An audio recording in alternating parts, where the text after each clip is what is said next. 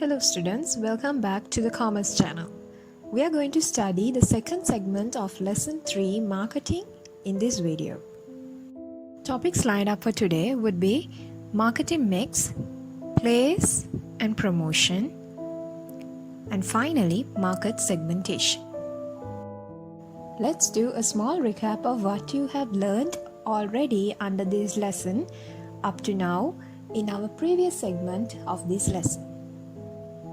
We learned what is marketing, what is the role of the marketing department, what are the goals or objectives of the marketing division, and what exactly is the marketing mix. Under the marketing mix, what makes a product successful, and what are the pricing strategies. So if you can answer to these questions, then we are good to go with the second segment of this lesson. A marketing mix, as you all know, is the set of marketing tools that a business uses to sell products or services to its target customers. So already we have discussed 2 out of the 4 P's of the marketing mix. That is product and price. So we have 2 more P's to be discussed. So let's discuss the rest of the 2 now, which is place and promotion. Moving on to place in the marketing mix. This refers to how and where products are sold. Important to position and distribute the product in a place that is accessible and convenient to the customers. The term place refers to the location where the customers can buy products. Here, distribution channel comes into place. So what is a distribution channel? This is a new term for you all. This distribution channel means the route taken by the product from the producer or the manufacturer to the final customer. Keep in mind that if companies can't get the products to the right time at the right place, they are unlikely to succeed.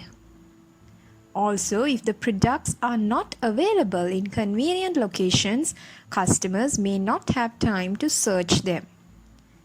The general form of distribution is shown in the picture on the left-hand side. However, there are 2 types of distribution channels, as 4-stage distribution channel and 2-stage distribution channel. Now let us understand what is a 4-stage distribution channel. You can see a clear picture of a 4-stage distribution channel on the slide now. Take a look at the distribution channel, which is termed as a 4-stage because there are 2 intermediaries involved between the producer and the consumer. Who are they?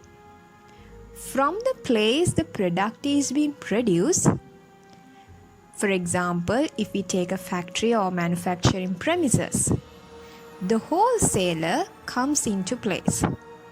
Wholesaler is the person who is going to buy the products in large quantities for the purpose of reselling and then sells the products to the retailer, who is involved in meeting the end or the final customer and selling products to them. So the final person involved is the customer who buys from the retailers. In this type of distribution, there is a plus as well as a minus. Plus point is that the wholesalers have better knowledge of the local conditions. But the drawback is that the producer has no contact with the customers. So remember, in the 4-stage distribution channel, the 4 people involved: producer, next wholesaler, retailer, and to the final consumer. So the second type of distribution, as I mentioned before, is 2-stage distribution channel. An example would be final customer coming and buying goods from a factory outlet store. Producer sells the products directly to the customer and there is direct contact between them. In this case, there is an advantage as there is no need to share profits with other channels like wholesalers and retailers. Also, a disadvantage is that the producer needs to incur a cost to distribute the product. So now that you have learned about place, let's move on to the final P in the marketing mix, or the 4 P's of marketing, which is promotion. Promotion is a very important component of marketing as it can boost brand recognition and sales. So let's see what are the types of promotion and what exactly is promotion under marketing. The word promotion you hear in marketing has a different meaning than the usual promotion you might have heard or that you know when we say you are reaching a higher level than you were. For example, we say you were promoted from grade 7 to grade 8. That is a complete different term when it comes to marketing and when we say promotion under the marketing mix. So in marketing, promotions focus on communicating with the customer about the product and encouraging him to try it, and not only that, encouraging him to try and then keep on buying it despite the competition. Promotion encompasses what is communicated, who it is communicated to, how that audience is reached, and how often promotion happens. We are now going to focus on the 4 major types of promotions that you must keep in mind. I'm sure you already know 2 of them, since we learned them in grade 7. So let's see what are these 4 types. Advertising, sales promotion, public relations or PR, and personal selling. So now let's understand each type individually. Starting off with advertising. How many advertisements have you technically come across throughout your life? Maybe hundreds, thousands, or even more. So if somebody says marketing is advertising, will you agree? This statement is false because advertising is marketing, which is true. But marketing, as you already learned by now, is a broader concept and is not just advertising. Advertising typically covers communication methods that are paid for, like television advertisements, radio commercials, print media, and internet advertisements. So what exactly is advertising and how important is that for a business? Advertising basically informs the customers about your product and reminds them to keep on buying the product. For example, if you are in need of a laptop and you see an attractive advertisement about Dell laptops, it stays in your mind and will have a higher tendency of considering to purchase it, because advertisements inform about the product to the customers, which is the basic function of it.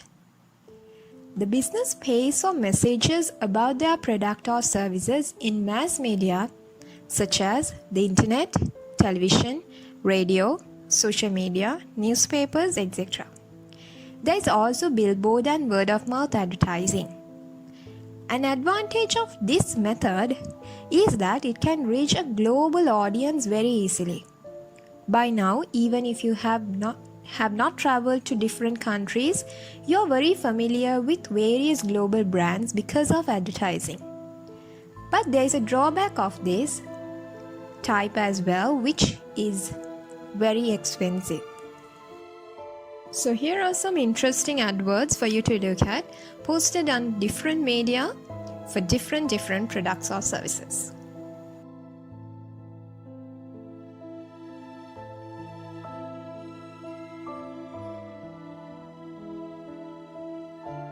Moving on to sales promotion. How many of you have come across offers like discounts or buy 2 get 1 free, or when you purchase one product you get a little free gift, which actually compelled or persuaded that urge inside of you to buy the product? I'm sure many of you can relate to this when shopping with your parents. So here we are now going to discuss about those types of promotions which we collectively term as sales promotion. The idea behind sales promotion is that customers will feel compelled to act now to take advantage of the limited time offer, or will be more likely to prefer a brand they've received something very useful. It also encourages customers to choose their brand over the other competitive brands. Some examples would be special offers like buy 2 get 1 free, free gifts, samples, coupons or competitions, discounts. In this case, it is very effective to achieve a quick increase or boost in sales because these will persuade the customers to buy now rather than later.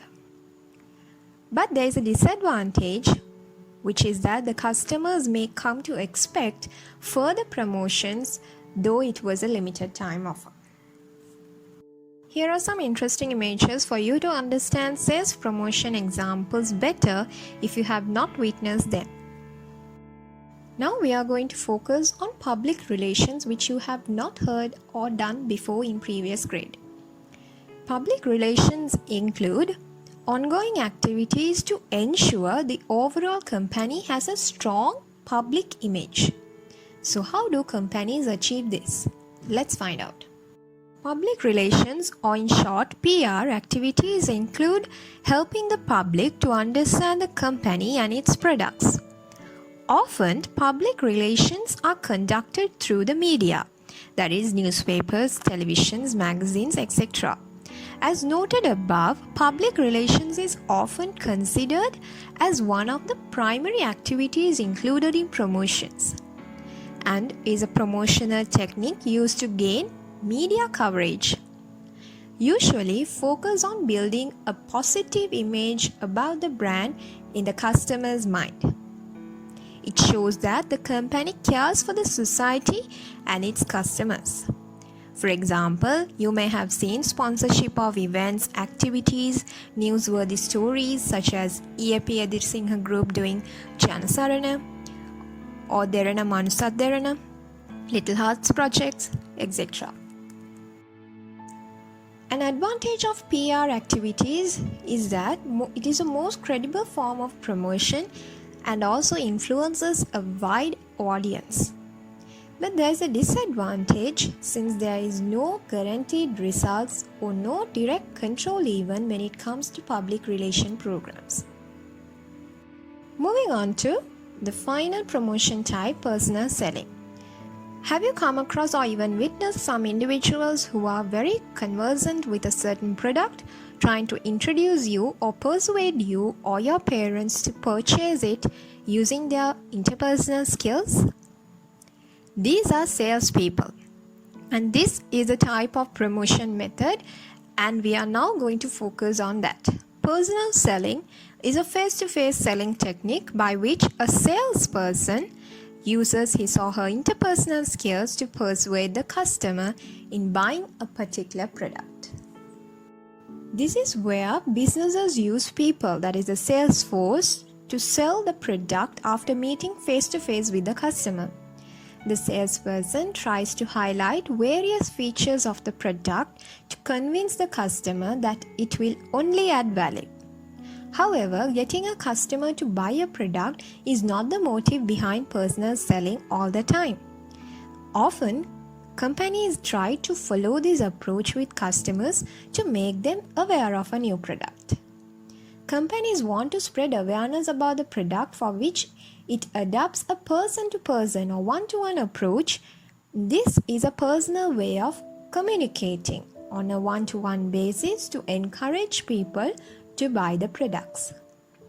Most large-scale businesses employ sales teams to develop new businesses for them and maximize their sales. You can see some of the images in this slide. Some extra information for you. Personal selling can occur in two ways. Either retail channel, where the salesperson interacts with the customers who come on their own to inquire about a product, and the other is direct to customer, where the salesperson visits potential customers in an attempt to make them aware about a new product. So you might have witnessed either of these two. In personal selling, the advantage is that the customer's attention is fully focused on the salesperson, and the product awareness can be done effectively. But however, this too is highly expensive, and which is a disadvantage, since paying the sales crowd and the commissions adds up. With that being said, we have now completed this interesting session on the 4 P's of marketing. Moving on to a new yet a very short unit under the same lesson, which is market segmentation.